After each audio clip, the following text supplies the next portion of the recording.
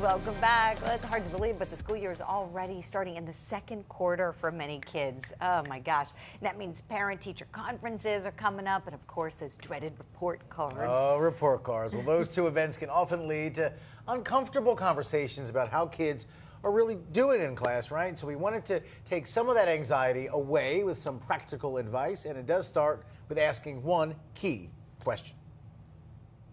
The biggest thing is asking the teacher how much involvement they would like from you, and then you assessing how much works for your family. This involvement can look different for each household. It can look like just making sure they get their homework done. It can look like reading the emails. It might look like coming in as a mystery reader once a month. She says once you know what the school year looks like, try to plan for the time you'll be putting in. For the best results, Beth says you should know how to communicate. Remind yourself, this teacher chose to be a teacher because she cares about my child. If there's a negative situation you need to address about your kid, use what she calls the compliment sandwich. Compliment, the problem, and then a compliment again. Tell the teacher you respect them and their experience. Then, I'm curious about this. My child was really upset about this. Can you tell me more about it? Then remind the teacher your kid is having a great time this year. Kind of just like close it up, make it feel warm and fuzzy.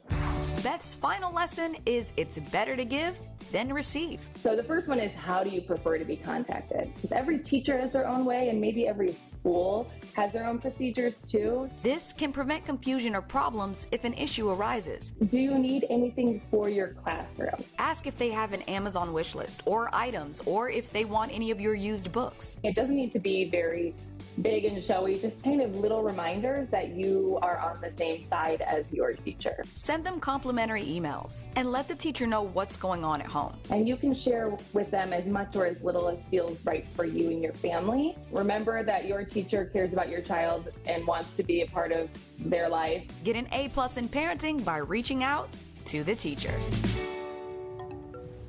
Aw, really like all of that. Good advice. Yes. And maybe coming out of COVID, I think maybe everybody, especially parents, appreciate the work the teachers do even more. So maybe that will help build some better relationships, because you're coming from a place of, I get how tough your job is now. Yeah. So, and you're a professional, you work hard. So let's have a good relationship to benefit the kids and the students, right?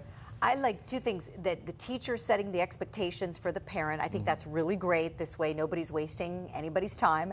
And then number two, I like how the parents are sort of aligning themselves with the teacher.